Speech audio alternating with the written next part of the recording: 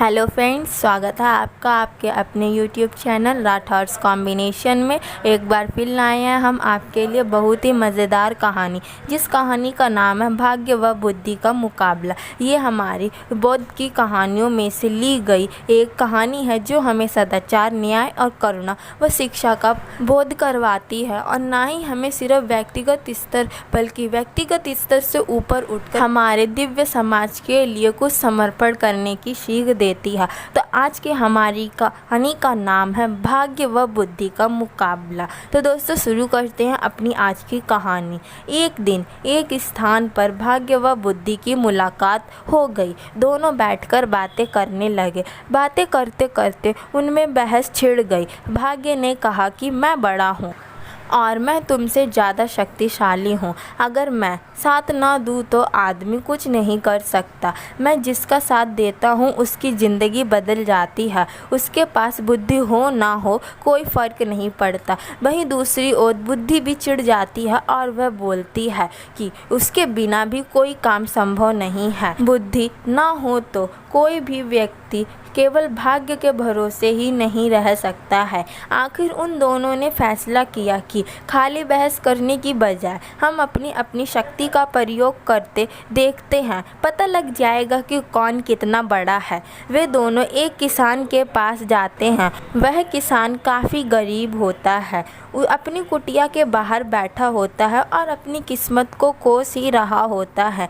भाग्य ने कहा, देखो, इस किसान के पास बुद्धि नहीं है, मैं इसका भाग्य कैसे बदलता हूँ। यह खुशहाल और सुखी हो जाएगा, तुम्हारी ज़रूरत ही नहीं पड़ेगी। किसान की कुटिया के साथ ही उसका एकमात्र खेत भी था। उसमें उसने ज्वार बो रखी थी। बालियाँ आ रही थीं। इस बार उसने बालियों को निकट से देखा। बालियों में ज्वार के स्थान पर भाग्य के प्रताप से मोती लग गए थे। बुद्धिहीन किसान ने अपना माथा पीटा और बोलने लगा, अरे इस बार तो सत्यानाश हो गया। ज्वार के स्थान पर ये पत्थर और कंकड़ भला कहाँ से उग गए। वह रो ही रहा था कि उधर से उस राज्य का राजा और उनका मंत्री गुजरे। उन्होंने दूर से ही ज्वार की यह खेती देखी थी और वह इस खेती पे काफ़ी मनमोहित हो गए थे। मोतियों की चमक देखते ही वह पहचान गए थे। दोनों बगदी से उतरे और निकट में देखा तो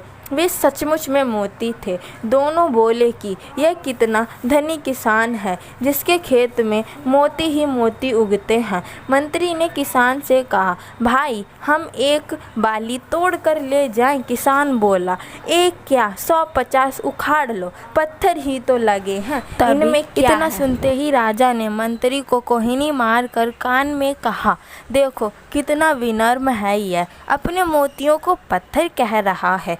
मंत्री ने कहा, और दिल भी विशाल है। हमने एक मांगा और ये 150 ले जाने के लिए कह रहा है। वह 2 बालियां तोड़ कर ले जाते हैं और अपनी बग्गी में जाकर बैठ जाते हैं, और राजा हाथों में मोतियों को लेकर तौलते हुए कहता है, मंत्री, हम राजकुमारी के लिए भी तो एक योग्य वर ढूंढ रहे थे ना, दूर क्यों जाएं?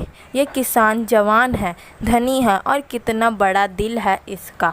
मोतियों को पत्थर कहता है, क्या ख्याल है इसके? मंत्री बोला, महाराज आपने मेरे मुंह की बात छीन ली। मंत्री बग्गी से उतरकर किसान के पास गया। उसने किसान के हाथ पर एक अशर्फी रखकर कहा, युवक, हम तुम्हारा विवाह राजकुमारी से तय कर रहे हैं। किसान घबराया, ना नहीं मालिक, मैं एक निर्धन किसान और आप। मंत्री समझा कि विनम्रता के कारण ही वह ऐसा कह रहा है। उन्होंने उसकी पीठ थपथपाकर उसे चुप कर दिया और इतना ही कहकर राजा और मंत्री दोनों वहां से चले गए। राजा के जाने के बाद किसान ने लोगों को बताया कि उसकी शादी राजकुमारी से तय हो गई है। सब हंसे। उसने कहा, अरे बेवकूफ़, यह शायद तुझे मरवाने की एक चाल है। हम तो तेरे साथ नहीं चलेंगे। कहीं हम भी मारे गए तो अकेले अपनी बारात ले जाइयो। किसान को अकेले ही जाना पड़ा। किसान अकेले महल महल में गया। राजा ने इसका कोई बुरा नहीं माना। मंत्री ने उसे अपने घर में ही ठहराया। वहीं से उसकी बारात गई और धूमधाम से राजकुमारी की शादी उसके साथ हो गई। शादी हो जाने के बाद राजा ने दामाद को महल का ही एक भाग दे दिया। क्योंकि राजा का कोई पुत्र नहीं था, अतः वह दामाद को अपने पास ही रखना चाहता था, ताकि वह राज सिंहासन भी बाद में उसी को सौंप सके। राज परिवार की परंपरा के अनुसार राजकुमारी वधू के वेश में सज धज कर और खाना लेकर रात को अपने पति के कक्ष में आ जाती है। किसान ने इतनी सुंदरता से सजी और आभूषणों से लदी कन्या सपने में भी नहीं देखी थी। वह डर गया। उसके मूर्ख दिमाग में अपनी दादी की बताई कहानी कूद उठी, जिसमें एक राक्षसी सुंदरी का वेश बनाकर गहनों से सजी धजी एक पुरुष को खा जाती थी। उसने सोचा कि यह वही राक्षसी तो नहीं है जो मुझे खाने के लिए आई है। वह उठा और राजकुमारी को धक्का देकर गिराता हुआ चिल्लाता हुआ बाहर की ओर भागा। भागता भागता वह सीधे नदी किनारे पहुंचा और पानी में कूद गया। उसने सोचा कि राक्षसी के हाथों से मरने से अच्छा है कि मैं नदी में या तालाब में कूदकर अपनी जान दे दूं। राजकुमारी के अपमान की बात जान राजा आग बबूला हो गया। राजा के सिपाहियों ने किसान दूल्हे को डूबने से पहले ही बचा लिया। उधर राजा ने आदेश जारी कर दिया कि दूसरे दिन उसे मृत्युदंड दिया जाएगा, क्योंकि उसने राजपुत्री का अपमान किया है। बुद्धि ने भाग्य से कहा, देखा तेरा भाग्यवान बुद्धि के बिना मारा जाने वाला है। अब देख मैं इसे कैसे बचाती हूँ। इतना कह बुद्धि ने किसान में प्रवेश किया। किसान को राजा के सामने पेश किया गया तो किसान बोला, नरेश, आप किस अपराध में मुझे मृत्युदंड देने चले हैं? मेरे कुल में मान्यता है कि विवाह के पश्चात पहली रात को यदि वर वधू की जानकारी में कोई व्यक्ति नदी में डूब मरे तो वधू या तो विधवा हो जाती है या संतान ही रह जाती है। जब मेरी पत्नी मेरे कक्ष में आई तो मैंने आवाज़ सुनी, बचाओ बचाओ। तो ये आवाज़ सुनकर मैं अपनी रानी पर किसी अनिष्ट की आशंका से ही काँप उठा और उठकर डूबने वाले को बचाने के लिए भागा। आप मुझे कोई भी दंड दें, मैं अपनी पत्नी के लिए कुछ करूँगा।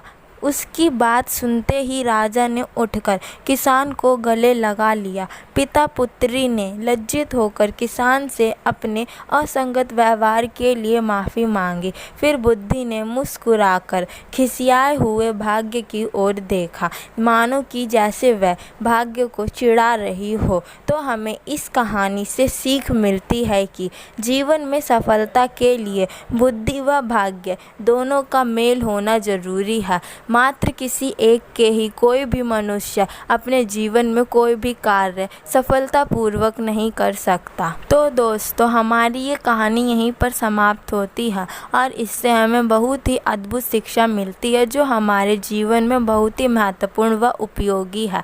अगर आपको वीडियो पसंद आई हो तो वीडियो को लाइक करें और कमेंट सेक्शन में अपना रिएक्शन ज़रूर लिखें। साथ ही अगर आप ऐसी वीडियो की नोटिफिकेशन लगातार पाना चाहते हैं तो हमारे YouTube चैनल राठौर्स कॉम्बिनेशन को सब्सक्राइब कर बेल आइकॉन की बटन को भी प्रेस करें। Thank you friends.